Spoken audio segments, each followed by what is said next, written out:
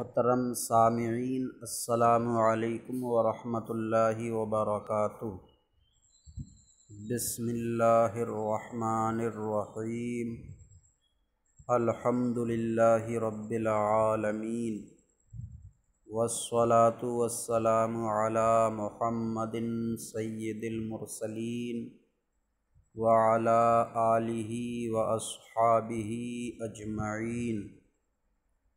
اللہم افتح علینا حکمتک وانشر علینا رحمتک یا ذا الجلال والاکرام۔ معزز ناظرین، ہمارے سامنے موجود کتاب ہدایت النحو میں آج ہمارا سبق کلمتوں سے ہے۔ کلمتوں سے، اس سے پچھلے سبق میں، پچھلی ویڈیو میں ہمارا سبق ال رہا تھا، ال، اور کلمے کو کلام پر کیوں مقدم کیا گیا، کلمے کو کلام سے پہلے کیوں لایا گیا، یہ بھی بحث کی گئی تھی۔ آج ہمارا سبق کلمتوں سے ہے۔ کلمتوں کی لفظی تحقیق کیا ہے، کلمتوں لفظ کے اعتبار سے کیا ہے، اور اس کا معنی کیا ہے، یعنی معنی کے اعتبار سے تحقیق، لفظی تحقیق اور معنوی تحقیق۔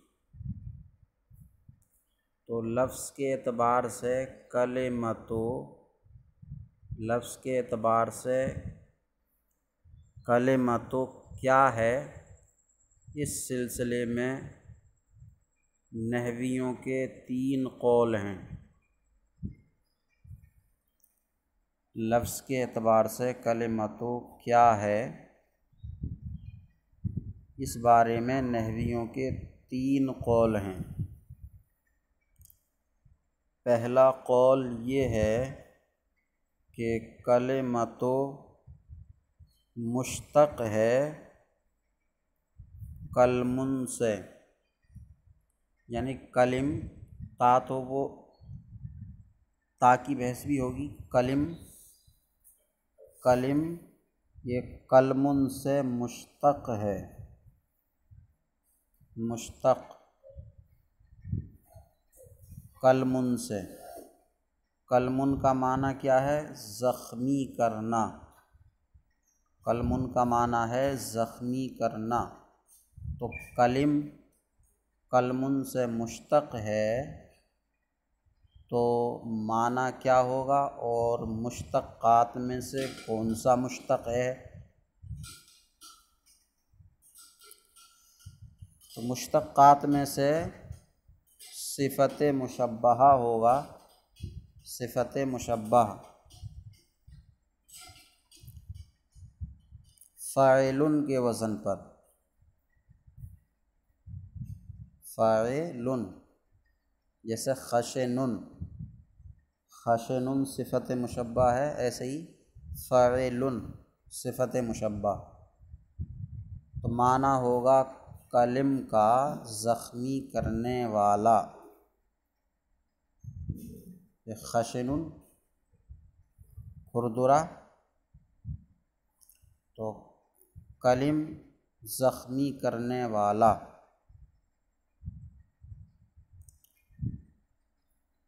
تو مشتق ہے کلمن سے، پھر یہ اس کا لغوی اصلی معنی ہوا۔ پھر اصطلاح میں لفظ وضع لمعنی مفرد معنی ہو گیا، لفظ وضع لمعنی مفرد۔ اب لفظ وضع لمعنی مفرد میں اور جو اس کا اصل معنی ہے زخمی کرنے والا، اس میں کیا مناسبت ہوگی؟ تو مناسبت یہ ہوگی کہ لفظ وضع لمعنی مفرد بھی کبھی کبھی انسان کو زخمی کرنے والا ہوتا ہے۔ کبھی کبھی لفظ وضع لمعنی مفرد یعنی موضوع لفظ انسان کو زخمی کرتا ہے، جبکہ کوئی نامناسب کلمہ کسی کو بول دے تو یقیناً وہ زخمی کر دیتا ہے، یا گالی دے دے، برا بھلا کہہ دے تو یقیناً مخاطب کو زخم لگتا ہے۔ تو کلم صفت مشبہ ہے، ایک قول پر کلم سے مشتق ہے، اس کا معنی ہے زخمی کرنا، تو کلم کا معنی ہوگا زخمی کرنے والا۔ پھر لفظ وضع لمعنی مفرد کا نام رکھ دیا گیا کیونکہ لفظ وضع لمعنی مفرد بھی کبھی کبھی انسان کو زخمی کرتا ہے۔ یہ ایک قول ہوا نحویوں کا۔ دوسرا قول یہ ہے کہ یہ اسم جنس ہے، کلم اسم جنس، اس کا اطلاق قلیل و کثیر سب پر ہو جاتا ہے۔ کلم اسم جنس ہے، اس کا اطلاق قلیل و کثیر سب پر ہو جاتا ہے۔ مخصوص واحد بنانے کے لیے اس میں تا وحدت کی لگانی ہوتی ہے، جیسا کہ یہاں الکلمتوں میں ہے۔ اسم جنس تمام جو عربی میں اسماء اجناس ہیں تو ان میں سب میں یہی ہے کہ قلیل و کثیر سب پر بولے جاتے ہیں، اور اگر مخصوص واحد بنانا ہو تو ان میں تائے وحدت لگائی جاتی ہے۔ تائے وحدت جیسے شجر، شجر اسم جنس ہے تو ایک درخت بھی شجر اور بہت سارے درخت بھی شجر، لیکن اگر ایک درخت ہی معنی ادا کرنا ہو تو پھر اس میں تائے وحدت شجرتن کر کے ادا کیا جاتا ہے۔ تو کلم اسم جنس ہے، اور اگر مخصوص واحد بنانا ہو تو اس میں تائے وحدت لگائی جاتی ہے۔ کلم اسم جنس ہے، اس قول کی دلیل کیا ہے؟ تو اس کی دلیل اللہ تعالیٰ کے قول الیہ یصعد الکلم الطیب سے دی جاتی ہے کہ اللہ تعالیٰ ہی کی جانب صعود کرتے ہیں، چڑھتے ہیں پاک کلمے۔ تو اس میں الیہ یصعد الکلم الطیب، الکلم یہ اسم جنس ہے، اسی لیے اس کی صفت الطیب آئی ہے۔ اگر اسم جنس نہ ہو بلکہ جمع ہو تو اس کی صفت الطیبۃ آتی، کیونکہ جمع مکسر غیر ذوی العقول کی جمع مکسر واحد مؤنث کے حکم میں ہوتی ہے، تو واحد مؤنث صفت الطیبۃ آتی۔ تیسرا قول یہ ہے کہ کلم جمع ہے، جمع، کیونکہ کلم کا اطلاق 3 سے کم پر ہوتا ہی نہیں، کلم کا اطلاق 3 سے کم پر ہوتا ہی نہیں، اور جس کا اطلاق 3 یا 3 سے زیادہ پر ہو وہ جمع ہوتا ہے، تو کلم جمع ہے۔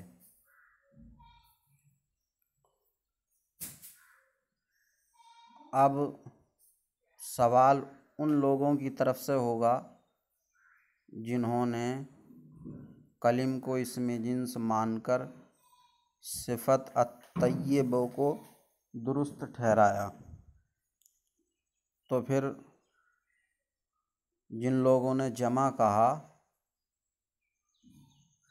تو صفت الیہ یصعد الکلم الطیب الطیب آنا کیسے درست ہوگی؟ صفت تو پھر الطیبۃ آنا چاہیے تھی اور آئی ہے الطیب، تو اس کا جواب یہ ہے کہ یہاں درمیان آیت میں لفظ بعض پوشیدہ ہے۔ اصل عبارت اس طرح ہے الیہ یصعد بعض الکلم الطیب، تو الطیب یہ کلم کی صفت نہیں بلکہ بعض، لفظ بعض پوشیدہ کی صفت ہے، لفظ بعض پوشیدہ کی صفت۔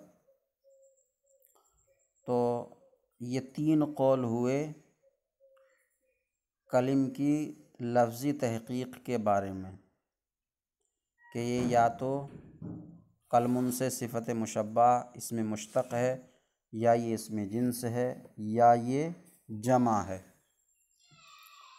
لغوی معنی بھی آ گیا زخمی کرنے والا، اور اب اصطلاحی معنی لفظ وضع لمعنی مفرد ہے۔ اب کلم کے بعد تا ہے، الکلمۃ تا، اس میں تا کس معنی کے لیے ہے اور تا کتنے معنی کے لیے آتی ہے؟ تو یہاں پر تا الکلمتوں میں جو تا ہے یہ تا وحدت کے لیے ہے، وحدت یعنی واحد بنانے کے لیے۔ ان تینوں قولوں میں اسم جنس والا قول مضبوط ہے، کیونکہ یہ سبھی مانتے ہیں کہ تا الکلمتوں میں وحدت کے لیے ہے، اور تا وحدت ایسے مقام پر ہی لائی جاتی ہے جہاں لفظ کو واحد طے کرنا منظور ہو، لفظ کو واحد بنانا منظور ہو، اور یہ تبھی ہوگا جب کہ یہ اسم جنس ہو۔ تو الکلمتوں میں تا وحدت کے لیے ہے، کلم اسم جنس ہے۔ تا کئی معنی کے لیے آتی ہے، اس وحدت کے علاوہ تا کبھی ایک معنی تو وحدت ہی ہوا، اور کبھی تا تانیث کے لیے آتی ہے، یعنی لفظ کو مؤنث بنانے کے لیے، جیسے قائمۃ، ضاربۃ وغیرہ۔ تو قائمٌ کو مؤنث بنانا تو تا لگا دی، قائمۃ کر دیا۔ عالمۃ کو عالمٌ کو مؤنث بنانا تا لگا دی، عالمٌ کر دیا۔ تو کبھی تا تانیث یعنی مؤنث بنانے کے لیے آتی ہے، اور کبھی تا تذکیر یعنی لفظ کو مذکر بنانے کے لیے آتی ہے۔ اس سے پہلے والے معنی کے بالکل الٹ، کبھی تا تذکیر یعنی لفظ کو مذکر بنانے کے لیے، یہ اسماء اعداد میں ہوتا ہے۔ اسماء اعداد میں 9 سے 10، 3 سے 10 تک کی جو عربی گنتی ہیں، 3 سے 10 تک کی عربی گنتیوں میں تا تذکیر کے لیے آتی ہے، تذکیر کے لیے، جیسے ثلاثۃ رجال، اربعۃ رجال، ستۃ رجال، عشرۃ رجال۔ تو ان میں تا تذکیر کے لیے ہے، یعنی مذکر بنانے کے لیے، کیونکہ معدود مذکر ہے رجال۔ تو تا کبھی تذکیر کے لیے آتی ہے اور تا کبھی مبالغہ کے لیے آتی ہے،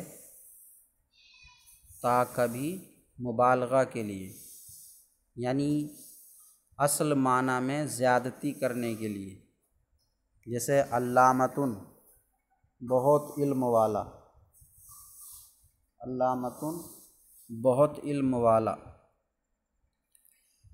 تو علم والا میں زیادتی کے لیے، علم والا ایک بہت علم والا، تو بہت علم والا۔ ایسی فہامتن بہت زیادہ سمجھ والا، تو علامتن فہامتن، ان میں تا مبالغہ کے لیے ہے، یعنی اصل معنی میں زیادتی کے لیے۔ اور کبھی تا مصدریت کے لیے آتی ہے، یعنی لفظ کو مصدر بنانے کے لیے، کبھی تا لفظ کو مصدر بنانے کے لیے آتی ہے۔ یہ اکثر اسم جامد میں ہوتا ہے، اگر اس میں مصدری معنی پیدا کرنا ہو تو اس میں یا تا مصدریہ لگاتے ہیں، جیسے رجل ہے، رجل کا معنی مرد، اب معنی ادا کرنا ہو مرد ہونا، تو اس میں تا مصدریہ لگاتے ہیں اور اس طرح ادا کرتے ہیں رجولیت مرد ہونا، رجولیت مرد ہونا۔ ایسے ہی عیسائیت عیسائی ہونا، عیسیٰ میں یا تا لگا دیتے ہیں مصدری معنی ادا کرنے کے لیے، عیسائی ہونا، عیسائیت